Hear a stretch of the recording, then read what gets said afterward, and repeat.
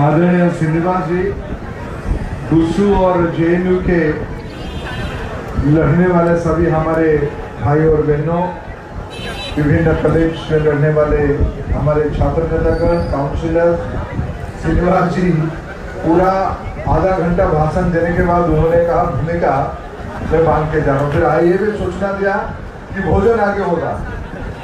अपना भूमिका और भोजन के बाद मेरे को उन्होंने एक संकेत दिया, ऐसे संगठन मंत्री की बात को आप लोग भी मानते रहना चाहिए।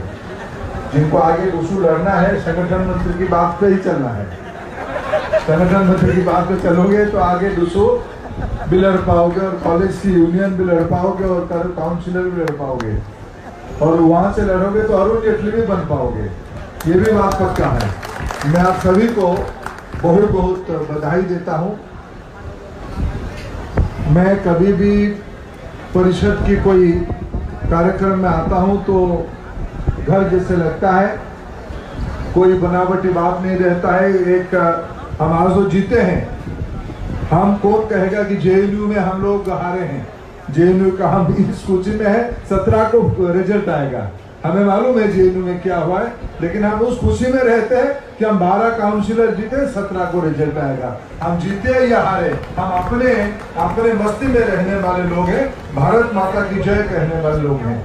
मित्रों, मैं 2 विषय आपको सिर्फ खुशी जताऊंगा आपके साथ। 1990 में हम लोग 89 या 90 था, हम लोग कश्मीर मार्च करने के लिए गए थे। 11 सितंबर 1990 लाल चौक जाएंगे, इस मूड पे हम लोग निकल के आए थे। मेरे सौभाग्य है मैं उस ग्रुप में भी था। तब पता ही नहीं था, हमको लग रहा था और बाद में लगने लगा कि चलो ये सिर्फ नारा देने के लिए शायद है, लेकिन मैं खुद को गौरवान्वित महसूस कर रहा था। 90 में भी हम उधमपुर तक गए थे। इस बार हम संसद में बैठ के राज्यसभा और लोकसभा में 370 को 35A को निरस्त करने का हम लोग साक्षी रहे। तब हमारे विद्यार्थी परिषद याद आया और विद्यार्थी परिषद की उस आंदोलन की सार्थकता ध्यान में आई। मित्रों, देश और समाज आपसे बहुत अपेक्षा के साथ आपको जिताया है, आपको आशीर्वाद किया है। मैं ज्यादा कुछ ना कहते हुए आप उस अपेक्षा को पूरा करोगे। मैं भी एक परिषद के कार्यकर्ता, मैं खुद को कभी पूर्व कार्यकर्ता नहीं कहता हूँ।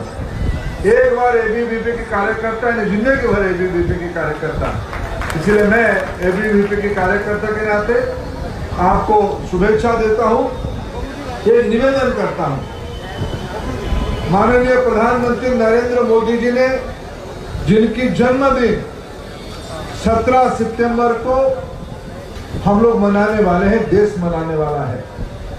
प्रधानमंत्री जी ने इस बार लाल किले से देशवासियों को एक अनुरोध किया है, सिंगल यूज प्लास्टिक हम यूज बंद करें, नहीं तो कम करें। तुरंत बंद करना संभव नहीं है। ये पानी कैसे हम पिएंगे, ये विषय आएगा। पाउच भी, पानी का पाउच भी प्लास्टिक में आता है और ये छोटा बोतल तो आता ही है। इसकी धीरे धीरे कुछ अन्य उपाय आ ही जाएगा। प्लास्टिक ग्लास आ जाएगा, अन्य कुछ उपक्रम आ जाएगा। मित्रों, इसकी बहुत आज दुनिया में, आज सितंबर की 15 तारीख को दिल्ली में भी बारिश हुई है। इसके कारण है विश्व की गर्मी बढ़ रही है, ग्लोबल वार्मिंग बढ़ रही है। समुद्र के अंदर टन टन प्लास्टिक जमा हो रही है। एक प्लास्टिक, इसकी आयु 500-700 साल, कोई पिघलता नहीं है अगर उसको हम लोग अन्य कुछ कामों पे नहीं लगाइए। ये पर्यावरण के लिए बहुत हानिकारक चीज है। मैं इस युवा शक्ति से, इस छात्र शक्ति से यह अपेक्षा करता हूँ, माननीय प्रधानमंत्री जी की अनुरोध को देश में एक जन आंदोलन की रूप हम सभी लोग दें। मैं आज अनुरोध किया था कि आज हम सब लोग को हम साफ करके जाते हैं। आज इस परिसर में जितने भी प्लास्टिक अभी होंगे, हम सभी को इस डस्टबिन में इस कार्यक्रम के बाद छोड़ के जाएंगे।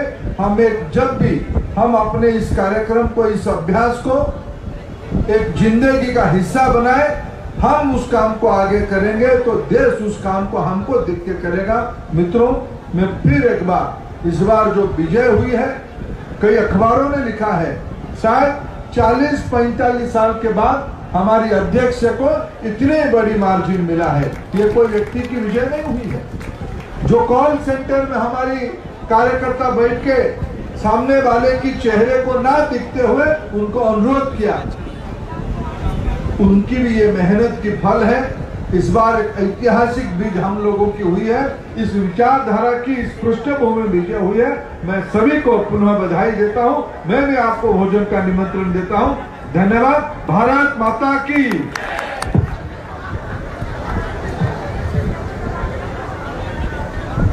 जातक विचार, वास्तु विचार, माटी परीक्षा पई संपर्क करंतु साधक नागानंद को 9439159052।